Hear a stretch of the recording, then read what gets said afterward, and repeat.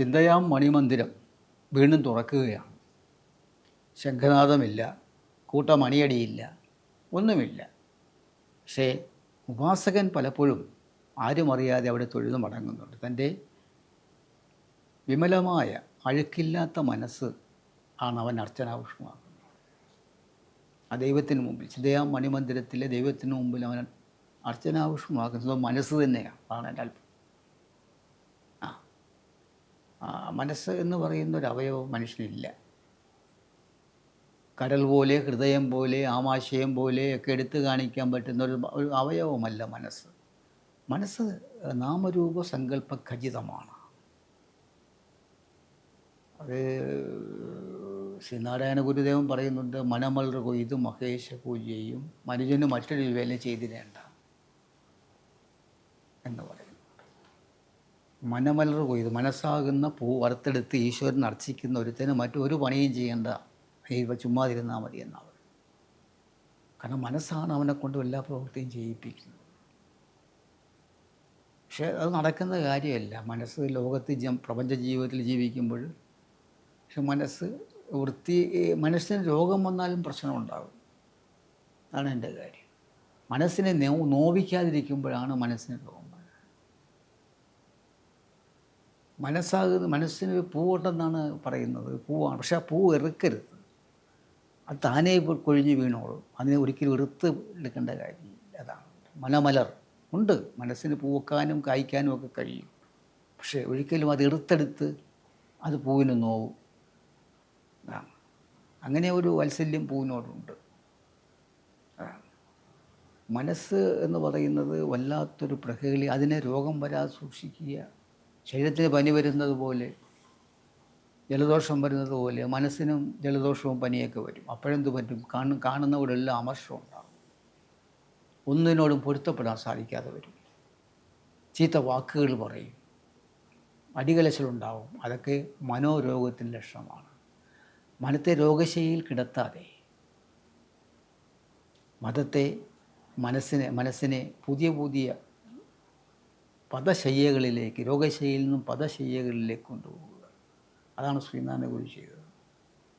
വൃക്ഷവത്കുതി കൊള്ളുമെന്മനം ഇക്കണക്കു വരാതിനി ശിക്ഷ ചെയ്യുന്നതിന് ഒച്ചയുള്ള ചിലമ്പിടും നരിയാണിയും പക്ഷിവാഹന ഭാഗിനേയ മയൂരപൃഷ്ടമർന്നു നക്ഷിഗോചരമായി വിളങ്ങ. എപ്പോഴും സുബ്രഹ്മണ്യനെ പ്രാർത്ഥിക്കുന്നു. വൃക്ഷവത് പദങ്ങളൊക്കെ ചുമ്മാ ഇങ്ങ് വരികയാണ്, പദങ്ങൾ. അത് മനനം ചെയ്യുന്ന മനുഷ്യൻ എന്നും ചിന്തയാം മണിമന്ദിരത്തിൽ തൊഴുതു മടങ്ങിയ ഒരു മനുഷ്യൻ്റെ അനുഭവമാണത്. അപ്പോൾ ഓരോരോ പദങ്ങളും വരുമ്പോഴും അർക്കബിംബം ഒരു ആറുതിച്ചുരി ഉയർന്ന പോലെ വിളങ്ങിടും. അപ്പോൾ അങ്ങനെ ഓരോരോ പദ്യം ആ ഈ എന്ന് പറയുമ്പോൾ എന്ന അക്ഷരം വരുമ്പോൾ അവിടെയും ഗുരു അതിന് പറ്റിയൊരു പദം ഋഷവത്, സംസ്കൃത പദം, കുരങ്ങന് പറ്റിയ വാക്ക് അങ്ങനെ ആരും പ്രയോഗിച്ചിട്ടില്ല. പക്ഷെ അതെല്ലാം പദങ്ങൾക്കും താളവും പ്രാസവും എല്ലാം ഒപ്പിച്ച് മനസ്സ് തന്നെ പറഞ്ഞു കൊടുക്കുകയാണ്. ഇത് എഴുതാൻ വേണ്ടി തപസ് ചെയ്തിട്ടില്ല, താനേ വരികയാണ്, താനേ വിടർന്ന് വരികയാണ്. അപ്പോൾ നേരത്തെ പറഞ്ഞതുപോലെ സവിതാവ് എങ്ങനെയാണോ പൂക്കളെയും പുഴുവിനെയും പുല്ലിനെയും ചേരുകളെയും കൊട്ടാരത്തളങ്ങളെയും ഒക്കെ തഴുകി ഉണർത്തുന്ന ഒരു വിവേചനവുമില്ല സവിതാവ് ചെയ്യുന്നത്. അതുപോലെ ആത്മസൂര്യപ്രഭയിൽ ഇവിടെ സകലതും എന്താ പറയേണ്ടത്, തൻ്റേതായിട്ട് മാറുന്നൊരവസ്ഥ, വിവേചനമില്ലാത്തൊരവസ്ഥ. അവിടെ വിവേകം പൂത്തുലസിക്കുകയാണ്. അവൻ വിവേകാനന്ദനായി മാറുകയാണ്, വിവേകോദയം സംഭവിക്കുകയാണ്. അതാണ് വല്ലാത്ത ഉദയമാണ്. അത് പറഞ്ഞറിയിക്കാനാവാത്തൊരു സുഖം മനുഷ്യന് പ്രദാനം ചെയ്യും. തന്നെവിടെയാണ് ഇരിക്കണം എന്നറിയില്ല, തന്നെവിടെയാണ് എന്നറിയില്ല, താൻ എന്താണ് ചെയ്തുകൊണ്ടിരിക്കും. പക്ഷെ അവൻ എപ്പോഴും ഒരു നേരത്തെ പറഞ്ഞതിൻ്റെ പ്രയോഗം അരയുന്ന ചന്ദനച്ചാണ് പോലെ അവനിപ്പോഴും അറിഞ്ഞുകൊണ്ട് അരയ്ക്കണ്ട, തന്നെ അരയുന്നൊരു ചന്ദനച്ചാണ്. സ്വിച്ച് ഓൺ ചെയ്ത് കഴിഞ്ഞാൽ എങ്ങനെയാണോ ഒരു ഗ്രൈൻഡർ അരയുന്നത് അതുപോലെ അരയുള്ളിലെ. പക്ഷെ അതിൽ പരിമളമായി പരക്കുന്നത് യുദ്ധമായ വാക്കുകളായിരിക്കും. അത് ഹൃദ്യമാണ്. അവിടെ അവനെ നമ്മളെന്താ പറയും, സംസ്കാര സമ്പന്നൻ എന്ന് പറയും. സംസ്കരിക്കുകയാണ് അവനോട് തന്നെ നിരന്തരം സമരം ചെയ്യുകയാണ്. ആരും പറഞ്ഞു കൊടുത്ത് കൊടിയൊന്നും പിടിച്ച് സമരം ചെയ്യുന്നില്ല അവൻ. നമ്മൾ സമരക്കാരെ കണ്ടിട്ടുണ്ട്, പലയിടത്തും പിക്കറ്റിംഗ് ഒക്കെ ചെയ്യുന്നുണ്ട്. അധികാരത്തിന് അത് സെക്രട്ടേറിയറ്റിലൊക്കെ ചെന്ന് കഴിഞ്ഞാൽ അവിടെ സമരം ചെയ്യുകയാണ്. അതാണ് അത് ഉന്നത സ്ഥാനങ്ങളിൽ അവരുടെ കണ്ണ് ഉറപ്പിക്കുന്നതിന് വേണ്ടി സമരം ചെയ്യുകയാണ്. പക്ഷെ ഇവിടെ സമരം ചെയ്യുന്നത് ഞാൻ എന്നോട് തന്നെ സമരം ചെയ്യുകയാണ്. എൻ്റെ ചീത്ത വാസനയോട് ഞാൻ സമരം ചെയ്യുകയാണ്. ചീത്ത വാക്കുകളോട് ഞാൻ സമരം, എൻ്റെ ചീത്ത നോക്കുകളോട് ഞാൻ സമരം ചെയ്യുകയാണ്. എൻ്റെ ചീത്ത സമീപനങ്ങളോട് ഞാൻ സമരം ചെയ്യുകയാണ്. രണ്ടും പറയുന്നത് സ്വയം ചെയ്യുകയാണ്. അങ്ങനെ സ്വയം സമരം ചെയ്യുമ്പോൾ ആ സമരത്തിൽ നിന്നും ഉണ്ടാകുന്ന ഉൽപ്പന്നമാണ് സംസ്കാരം. അത് നാം നല്ല വാക്കുകളായി നമ്മൾ വരികയാണ്. എങ്ങനെയാണോ അരുണയിൽ നിന്നും കിരണങ്ങൾ ഉണ്ടാകുന്നത് അതുപോലെ മറ്റുള്ളവരെ പ്രചോദിപ്പിക്കുന്ന വാക്കുകൾ ഒരാളിൽ നിന്നുണ്ടാവുകയാണ്. അതിന് വല്ലാത്തൊരു തുടിപ്പായിരിക്കും. അത് ചലിക്കുന്ന വാക്കുകളായിരിക്കും, സഞ്ചരിക്കും. അത് സഞ്ചരിച്ചു കഴിഞ്ഞാൽ അത് ചില പ്രത്യേക ഇടങ്ങളിൽ ചെന്ന് അത് മുട്ടി വിളിക്കും, മുട്ടിയൊന്നും തുറക്കപ്പെടുമെന്നെല്ലാം പറയും. ചിന്തകൾക്ക് സഞ്ചാരപഥം, ഋജുരേഖയിൽ പ്രകാശം സഞ്ചരിക്കുന്നു. ഋജുരേഖയിൽ എനിക്ക് എങ്ങനെയാണോ പാളങ്ങൾ കൂടി ട്രെയിൻ തീവണ്ടി പോകുന്നത്, പാളം തെറ്റാതെ അതുപോലെയാണ് വാക്കുകൾ സഞ്ചരിക്കുന്നത്.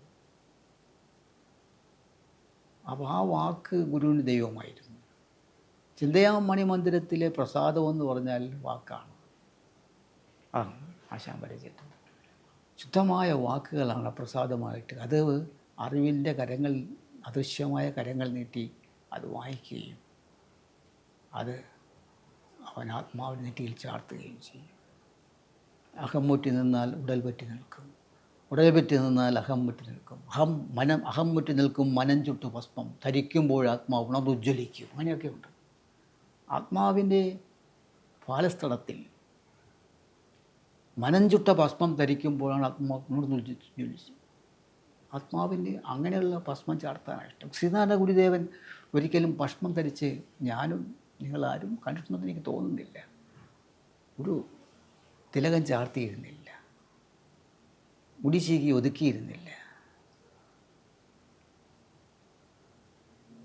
അതുകൊണ്ട് തിലകം ചാർത്തിയും ചീകിയും അഴകായി പലനാൾ പോറ്റിയ പുണ്യശിരസ്സുകൾ ചില പ്രത്യേക അവസരങ്ങളിൽ പൊട്ടി തീ ചിതറി പോകുന്നത് കാണുമ്പോൾ വിഷമം തോന്നി കമുകറ ഗാനം കേൾക്കുമ്പോഴത് തിലകം ചാർത്തി. അങ്ങനെയാണ്. തിലകം ചാർത്തിയും ചീകിയും അഴകായി പലനാൾ പോറ്റിയ പുണ്യശിരസ്സേ. നിമിഷങ്ങൾ കൊണ്ട് നീ ജഡമായി മാറുകയല്ലേ, നീ അഴുകി മണ്ണായി മാറുകയല്ലേ. അതിനുമുമ്പ് നീ നല്ല സുന്ദരനായ പുരുഷൻ, നീ നാരായണനോ ഗോപാലനോ ഗംഗാധരനോ ഒക്കെ ആയിരുന്നില്ലേ. പക്ഷെ നീ നിമിഷങ്ങൾ കൊണ്ട് ജഡമായി മാറിയില്ലേ, പൊട്ടിച്ചിതറിയില്ലേ എന്ന് ചോദിക്കുന്നത് പോലെ നിമിഷങ്ങൾ കൊണ്ട് സംഭവിക്കാം. അപ്പോൾ ഈ ഒരു മാറ്റം ഉള്ളിലുണ്ടാകുകയാണ്. ഞാൻ ചിതയ്ക്ക് വയ്ക്കുന്നത് എന്നിലെ ശവസമാനമായ പുറത്തു പറയാൻ കൊള്ളാത്ത ചീത്ത വൃത്തികളെ ഞാൻ ഭക്തിയുടെ ചിതയിൽ വയ്ക്കുകയാണ്. എൻ്റെ ഇച്ഛാശക്തി കൊണ്ട് ഞാൻ തീ കൊളുത്തുക. നമ്മൾ സാധാരണ ചിതയ്ക്ക് തീ കൊളുത്തുന്നത് പേരമക്കളൊക്കെ വളരെ ഭവ്യതയോട് വന്ന് തീ കൊളുത്തി പോവുകയാണ്. അച്ഛൻ്റെ ചിതയ്ക്ക് മകൻ തീ കൊളുത്തുന്നു. അത് മാറുകയാണ്. അച്ഛൻ മാറി, പിന്നെ താത്തി അത് ചാമ്പലായി മാറുകയാണ്.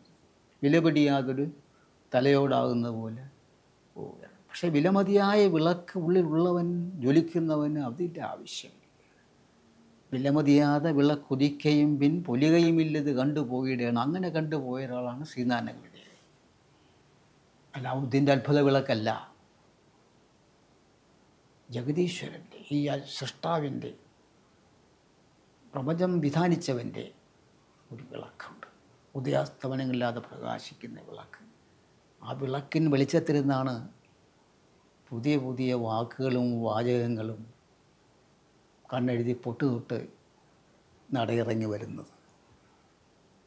അച്ചടിച്ച് പുസ്തകങ്ങൾ ഇറങ്ങുന്നത് പോലെയാണത്. അച്ചടിച്ച് പുസ്തകങ്ങൾ ഇറങ്ങുമ്പോൾ വല്ലാത്തൊരു മണമുണ്ടാകും പുസ്തകത്തെ, സുഗന്ധമൊന്നുമില്ല. പക്ഷേ എങ്കിലും വല്ലാത്ത വശീകരണ ശക്തിയുള്ള വാക്കുകൾ, പറഞ്ഞറിയിക്കാനാവാത്ത വീര്യമുള്ള വാക്കുകൾ. അത് ഇച്ഛാശക്തിയിലും ഈശ്വരവിശ്വാസത്തിലും സകല ചരാചര പ്രേമത്തിലും അടിയുറച്ച ആത്മാക്കൾക്ക് മാത്രം സംഭവിക്കുകയാണ്. ഗുരു അത്തരത്തിലൊരാളായിരുന്നു. അതുകൊണ്ട് ഗുരു അവതാരപുരുഷനായിരുന്നു. അതുകൊണ്ട് ഗുരുവിനെക്കുറിച്ച് ഞാൻ പറയുന്നു, ഞാൻ പറയുന്ന പലരും കേൾക്കുന്നു. അതാണ് ഇത് നമ്മുടെ ജീവിതത്തിൽ അസംഭവ്യമായ ഒന്നല്ല, സംഭവ്യമാണ്, സംഭവിക്കുന്നത് തന്നെയാണ്. അതിന് നമ്മളെന്ത് ചെയ്യണം? നമ്മൾ ആത്യന്തികമായി നമ്മളോട് തന്നെ നീതി പുലർത്തണം. ഞാൻ ആരാണ്, എൻ്റെ ക്വാളിറ്റിയും ക്വാണ്ടിറ്റിയും ഞാൻ മനസ്സിലാക്കണം. എനിക്ക് ഇത്ര പൊക്കമേ ഉള്ളൂ, എനിക്കിത്ര തൂക്കമേ ഉള്ളൂ എന്ന് ഞാൻ അറിയാം. എനിക്ക് മറ്റൊരാളാവാൻ കഴിയില്ല, എനിക്ക് ഞാനാവാനേ കഴിയും. ഞാൻ തുടക്കത്തിൽ പറയുന്നു, കോഴിക്കൊരിക്കലും കഴുകനാവാൻ കഴിയില്ല. കോഴിക്ക് കോഴിയായി മാത്രമേ ഉള്ളൂ. അതുപോലെ കഴുതയ്ക്ക് കുതിരയാവാൻ പറ്റില്ല, കഴുതയ്ക്ക് കഴുതയാവാനേ പറ്റും. ഇതൊക്കെയാണ് നമ്മുടെ ലോക നിയമം. അപ്പം ജനിക്കുമ്പോൾ തന്നെ ഓരോരുത്തരും ഓരോ ചര്യകളുണ്ട്. അതറിഞ്ഞ് ജീവിക്കുമ്പോഴാണ് ഞാനിതാണ്, ഇതെൻ്റെ പേരാണ്, എനിക്ക് ഇത്ര പൊക്കഞ്ഞ് വേറൊരാളാകാൻ അനുകരണം അഭംഗിക്കും, മരണത്തിനും വരെ ഇടയാക്കും, അന്ധമായ അനുകരണങ്ങൾ. കാരണം അവർക്ക് അപ്പം നമ്മൾ നമ്മുടെ ക്വാളിറ്റിയും ക്വാണ്ടിറ്റിയും മനസ്സിലാക്കി ജീവിക്കുമ്പോഴാണ് പറ്റുന്ന ജീവിതം സുതാര്യമായി മുന്നോട്ട് പോകുന്നത്. നമുക്ക് അനുകരണീയമായ മാതൃകകളുണ്ട് നല്ലത്. പക്ഷെ എങ്കിൽ തന്നെയും ഒപ്പം നമ്മുടേതായ ആ ഭാവം ഞാൻ ആരാണ്, എന്താണ്, എനിക്ക് അറിവില്ലെങ്കിൽ അറിവില്ല എന്ന് പറയുക, അറിവുണ്ടെങ്കിൽ അറിവുണ്ടെന്ന് പറയാതിരിക്കുക, അറിവുണ്ടെന്ന് മറ്റുള്ളവർ മനസ്സിലാക്കിക്കൊള്ളട്ടെ. ഒരു ചന്ദനമരം പൂക്കുന്നത് ഞാൻ പൂത്തേ ഞാൻ ചന്ദനമരമാണ് എന്ന് വിളിച്ച് പറയുന്നില്ല, അതവിടെ പൂത്ത് നിൽക്കുകയാണ്. ഒരു ചന്ദനമരം ഞാൻ ചന്ദനമരമാണ്, ഞാൻ പൂത്തേ എന്നൊരിക്കലും പറയാറില്ല, അതവിടെ പൂത്ത് നിൽക്കുകയാണ്. അതാണ്. അപ്പം ഞാനാണോ ഞാനൊരു നല്ലവനാണോ എന്ന് തിരിച്ചറിയുന്നത് എൻ്റെ വാക്കുകളിലൂടെയാണ്. ഞാൻ പുതിയ പളവളമെന്നൊന്ന് ഷർട്ടിട്ടുകൊണ്ടോ വെട്ടിത്തിളങ്ങുന്ന ആഭരണങ്ങൾ ധരിച്ചുകൊണ്ടോ ഞാൻ സംസ്കാര സമ്പന്നനാകുന്നില്ല. ഞാൻ പരിഷ്കാരിയാവാം. പരിഷ്കാരം ബാഹ്യമോടികളുടെ അകത്തുകയാണ്. പരിഷ്കാരം ബാഹ്യമോടികളുടെ അകത്തുകയാണ്. സംസ്കാരമാവട്ടെ നാം തന്നെ അറിയാതെ വളരുകയും നാം ഉണ്ടാക്കുന്ന അറിയാതെ നമ്മളിൽ തന്നെ വരുന്ന നിർഗളിക്കുകയും ചെയ്യുന്ന ആന്തരിക അനുഭവങ്ങളുടെ സ്വർഗവൈഭവമാണ്, പ്രകാശനാളമാണ്. അതൊരിക്കലും പൊലിയാത്ത വിളക്കുകളാണ്. എങ്ങനെയാണോ സന്ധ്യാസമയത്ത് ചിരാതുകൾ കത്തിച്ച് വെച്ച് നമ്മൾ കാർത്തിക വിളക്കുകൾ തെളിയിക്കുന്ന അതുപോലെ നമ്മുടെ അന്തരംഗങ്ങളിൽ നല്ല നല്ല വാക്കുകൾ കാർത്തിക ദീപങ്ങൾ തെളിക്കും. അത് കണ്ട് തൊഴുതു മടങ്ങാൻ സഹൃദയർ വരും. അതാണ് ചിന്തയാ മണിമന്ദിരത്തിൻ്റെ മറ്റൊരു വശം. അതാണ് സൂക്ഷ്മമായി നമ്മൾ ചിന്തിക്കുമ്പോൾ ഇതെല്ലാം വളരെ നിസ്സാരമാണെന്ന് കാണുവാൻ സാധിക്കും. ആരും ഒരു സംഭവമല്ല ലോകത്ത്, നിസ്സാരന്മാരാണ്. ഉള്ള സമയത്ത് ഇങ്ങനെ അരിഞ്ഞു തന്നെ ഇരിക്കുക. അതാണ് എപ്പോഴും ഇരുന്ന് തുരുമ്പിക്കുന്നതിനേക്കാൾ തേഞ്ഞു തീരുന്നതാണ് നല്ലതെന്ന് ആരോ പറഞ്ഞിട്ടുണ്ട്. തേഞ്ഞു തീരുക, നടക്കുക, മനുഷ്യൻ നടക്കുക, ചരൈവേദി. അതാണ് ആവശ്യത്തിന് വർത്തമാനം പറയുക, ആവശ്യമില്ലാത്തവ മിണ്ടാതിരിക്കുക. അപ്പോൾ പറയുന്ന വർത്തമാനങ്ങൾ തേജസ്സുള്ളതായിരിക്കും, ആരെയും ആകർഷിക്കുന്നതായിരിക്കും. നമ്മൾ സംസ്കാര സമ്പന്നാണോ അല്ലയോ എന്ന് നമ്മുടെ വാക്കുകളില്ല. നമ്മൾ വിളിച്ചു പറയേണ്ട കാര്യമൊന്നുമില്ല, പുസ്തകങ്ങളൊന്നും എഴുതേണ്ട കാര്യമില്ല, ഒരു പുസ്തകം അധികമൊന്നും എഴുതേണ്ട കാര്യമൊന്നുമില്ല. ആത്മാവ് ഉജ്ജ്വലിക്കുക, മനം ചുട്ടു ഭസ്മം, മനം ചുട്ട ഭസ്മം ആത്മാവ് അണിയുമ്പോഴാണ് അന്തരാത്മാവ് ഉജ്ജ്വലിക്കുന്നതെന്ന് ഞാൻ പറയുകയുണ്ടായി. ഹമ്മറ്റി നിൽക്കും മനം ചുട്ടു ഭസ്മം അണിയുമ്പോൾ ആത്മാവ് ഉണർന്നുജ്വലിക്കും. വല്ലാത്ത ജ്വലനമായിരിക്കും. സ്വനവും അടങ്ങുവിടാൻ സ്വയം ധ്വനിമയമായി ഗഗനം ജ്വലിക്കും. എന്നാൽ അണയും അതിങ്കൽ അശേഷ ദൃശ്യജാലം പുനരവിടെ ത്രിപുടിക്ക് പൂർത്തി നൽകും. സ്വനവും അടങ്ങുമിടം സ്വയം പ്രകാശം. ആത്മാവിൻ്റെ പാട്ടാണ്. ആത്മാവ് പാടുകയാണ്, ഉപദേശിക്കുകയല്ല. അത് ഉപദേശിക്കുകയെന്ന് ആരോ എഴുതി കൊടുത്താൽ ഗുരു അങ്ങനെ പറയും. ആത്മഗീതികളാണത്.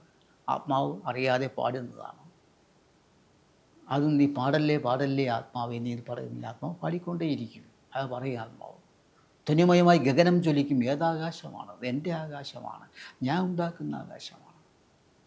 എന്നാൽ അണയും അതിങ്കല ശേഷ ദൃശ്യജാൽ അവിടെ കാണപ്പെടുന്നൊന്നും കാഴ്ച ഒന്നുമില്ല. എല്ലാ കാഴ്ചകളും അസ്തമിക്കുമ്പോഴും സംഭവിക്കുന്നു. മുടിഞ്ഞു 3 ഭാവാവസ്ഥ കഴിഞ്ഞു പോകുന്ന അവസ്ഥ. സ്വനവും അടങ്ങും ഇടം സ്വയം. ശബ്ദങ്ങളെല്ലാം ഇല്ലാതെ, ഒച്ച വയ്ക്കാത്ത പരസ്യം, ഒച്ചയില്ലാത്ത ഇടം. അവിടുന്ന് പുതിയ ഒച്ചകളായി ഇറങ്ങുന്നു. ഒച്ചയില്ലാത്തടത്ത് നിന്നും പുതിയ ഒച്ചകളായി നീ ഇറങ്ങുകയാണ്. ശബ്ദം എന്ന് സംസ്കൃതത്തിൽ പറയും, ഒച്ചയെന്ന് മലയാളത്തിൽ പറയും ഒച്ച.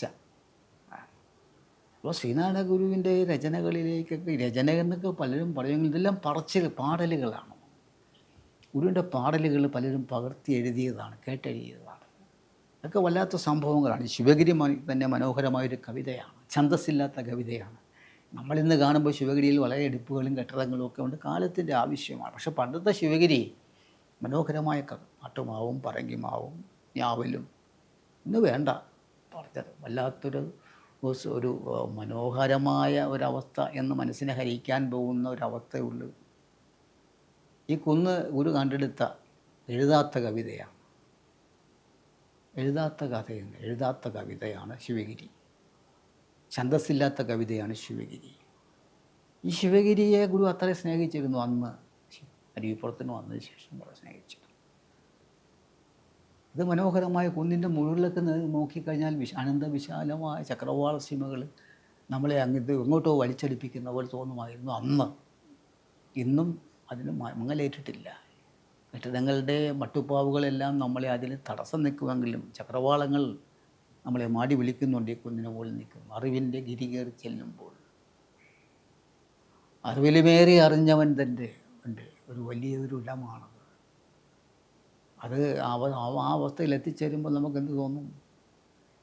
നമുക്ക് വല്ലാത്തൊരു അനുഭൂതി ഉണ്ടാകും. ഗുരു ഒരിക്കലും അവിടെ കൊണ്ട് ശാരദയെ പ്രതിഷ്ഠിച്ചില്ല. ഞാൻ പലപ്പോഴും ആലോചിക്കാറുണ്ട്, എന്തുകൊണ്ടാണ് ഗുരുദേവൻ അന്ന് ശിവഗിരിയുടെ ശിഖരത്തിൽ അല്ലെങ്കിൽ ശിവയുടെ ഉച്ചിയിൽ ശാരദയെ പ്രതിഷ്ഠിക്കായിരുന്നു? മറ്റെങ്ങും ഗുരുദേവൻ അങ്ങനെ ഒരു അംബികയെ പ്രതിഷ്ഠിച്ച് എനിക്കറിവില്ല. പക്ഷെ അവിടെയല്ല, താഴ്വരയിലാണ് പ്രതിഷ്ഠിച്ചത്. താഴ്വരയിൽ, ശിവഗിരിയുടെ താഴ്വരയിൽ. മുകളിൽ നിന്നെല്ലാം ഉറവ് വഴിയല്ലേ ഇങ്ങോട്ട് വന്നെല്ലാം എക്കലെല്ലാം വന്ന് അടിയുമ്പോഴങ്ങനെ താഴ്വരയ്ക്കൊരു വല്ലാത്തൊരു ഉർവരത ഉണ്ടാവും. ഫെർട്ടിലൈസർ സമ്പന്നമാണ്, വൃത്തികൾ. അപ്പോൾ അങ്ങനെ ഒരു സ്ഥലമായിരുന്നു ഇത്, ഉർവരതയുടെ ഇടം. വളരെയേറെ എന്താ പറയേണ്ടത്, നമുക്ക് പറഞ്ഞറിയിക്കാനാവാത്ത അനുഭൂതി പ്രദാനം ചെയ്യുന്നൊരിടമായിട്ട്, ഫെർട്ടിലൈസറായിട്ട്, ഉർവരമായിട്ടുള്ള അവസ്ഥ. അതാണ് ശിവഗിരിയുടെ താഴ്വരയിലെ പൊന്നമ്പലം. അതും ഒരു തരത്തിൽ പറഞ്ഞാൽ ചിന്തയാ മണിമന്ദിരം തന്നെ.